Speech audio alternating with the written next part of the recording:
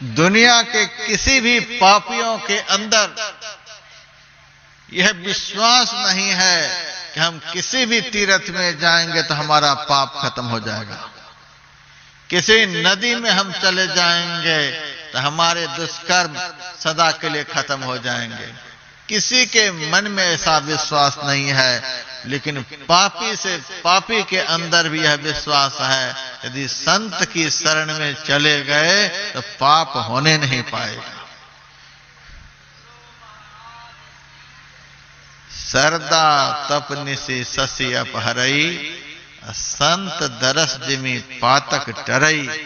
संत के दर्शन मात्र से पाप ऐसे सामने से टल जाता है जैसे गरुड़ को देखते ही सांप कहां चला जाता है पता नहीं। पाप को भी डर लगता है संत का। तीर्थ का डर पाप को नहीं लगता। तीर्थ का डर पाप को नहीं लगता, क्योंकि तीर्थ में भी एक से एक पापी बैठे हैं। मंदिर देख करके भी पाप को डर नहीं लगता, क्योंकि मैंने तो अखबार में जहां तहां देखा है कि मंदिर से भी मूर्ति की चोरी हो जाती है। मंदिर को देखने से भी पाप को डर नहीं लगता। मंदिर में रहने वाले देवता को देख करके भी पाप को डर नहीं लगता। दुनिया की किसी भी पवित्र नदी को देखकर पाप को डर नहीं लगता कि हम घुस जाएंगे तो पाप खत्म हो जाएगा।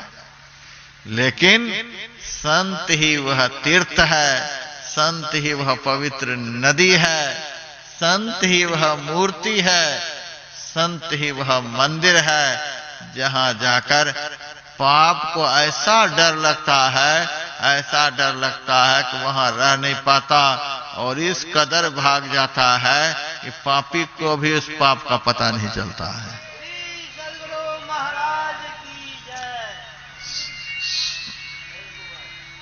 सुंदर शुद्ध करे तत्काल ही, है जगमाही बड़ो सत्संगा। तत्काल पवित्र कर देता है, तत्काल निर्मल कर देता है। अभी आप लोग यहां बैठे हुए हैं,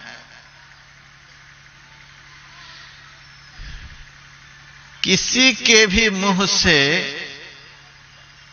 झूठ नहीं निकलता होगा।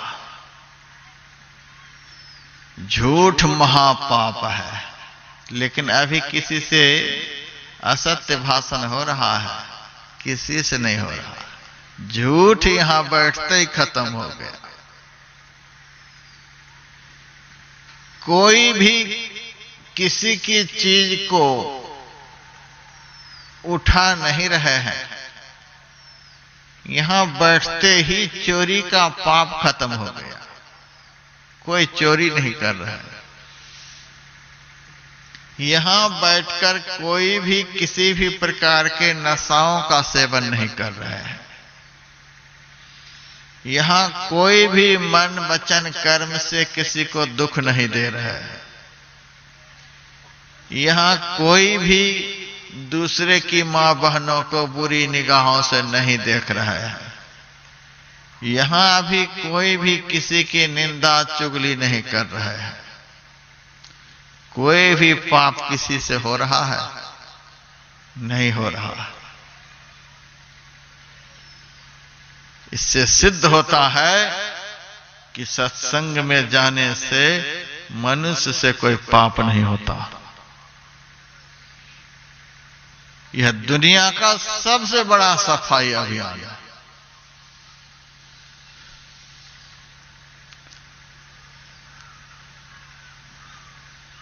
हमारी सरकार सफाई अभियान चला रखी है।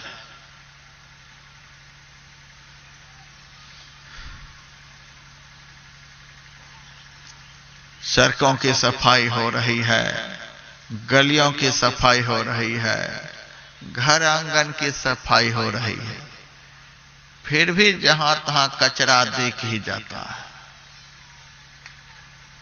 जब तक आदमी के विचार की सफाई नहीं हो जाएगी, जब तक आदमी के अंदर की सफाई नहीं हो जाएगी, जब तक आदमी के मन की सफाई नहीं हो जाएगी, जब तक आदमी के दिल की सफाई नहीं हो जाएगी, जब तक आदमी की बुद्धि की सफाई नहीं हो जाएगी, तब तक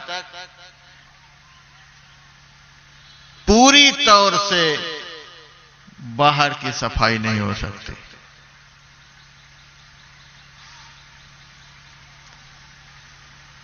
यह सत्संग जो है पूरी तौर से अंदर और बाहर की सफाई करने वाला अभियान है।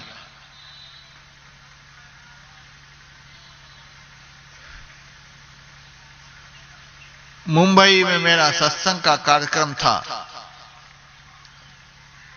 मैं अपने निवास स्थान पर से सत्संग स्थल के लिए जा रहा था। रास्ते में बहुत सारे लोग बैंक के सामने लाइन में खड़े थे। मैंने लोगों से पूछा, आप लोग इतने सवेरे सवेरे लाइन में क्यों खड़े हैं?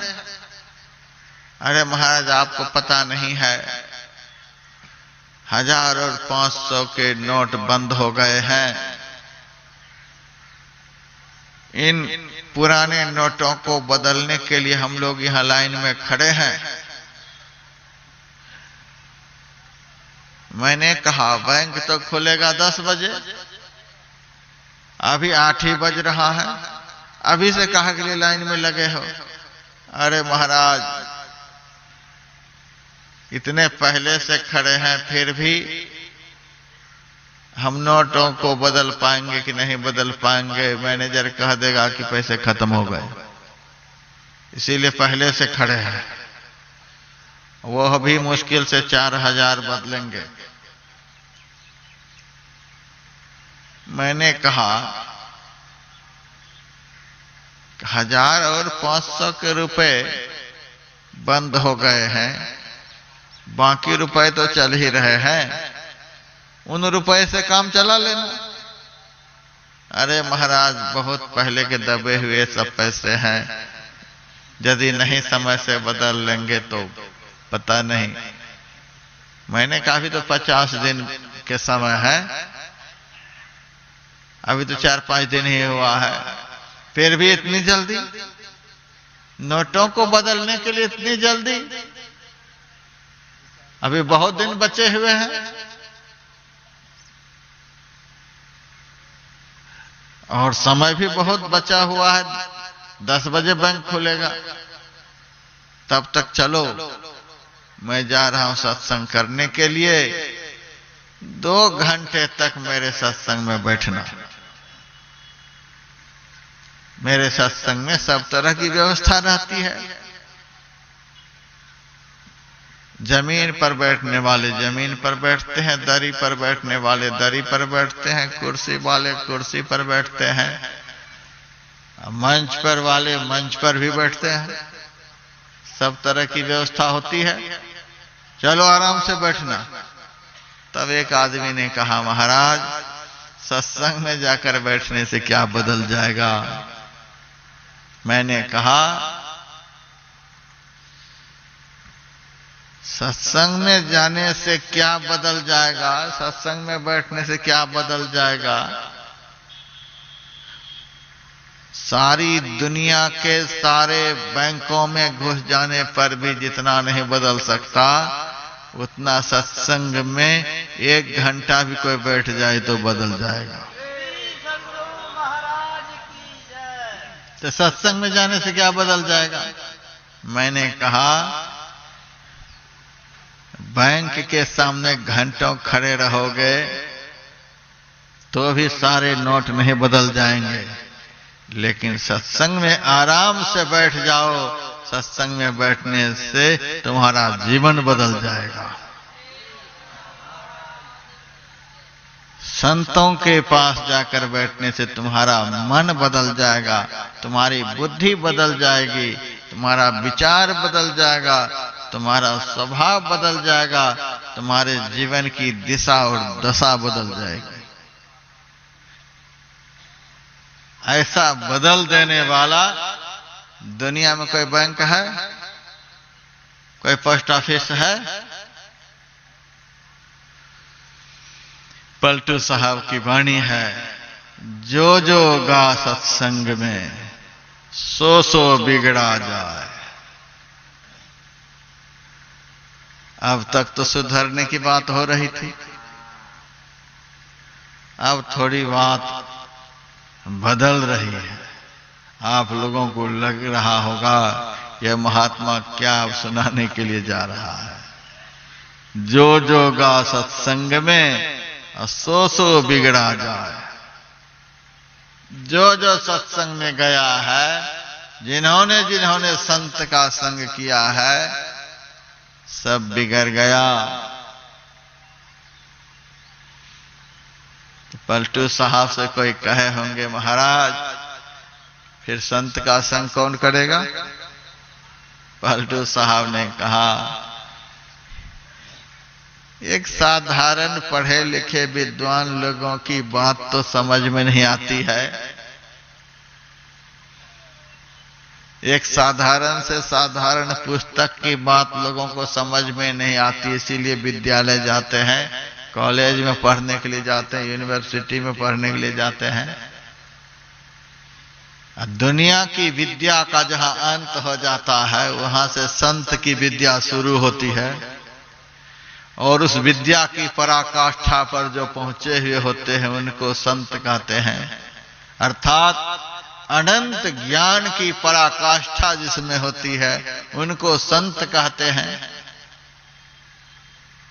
ज्ञान रूपी सूरज सदैव उसके मस्तिष्क में उगे ही रहते हैं, कभी अस्त नहीं होता है। ऐसे प्रचंड ज्ञान के मार्तंड संत होते हैं। उस संत की बात बिना संत का संग किए कैसे समझ जाएंगे लोग? यहां बिगड़ने का मतलब बदलने से है। जो जो आज तक संत का संग किया है, उनका जीवन बदल गया है। जो जो गा सत्संग में सो सो बिगड़ा जाए।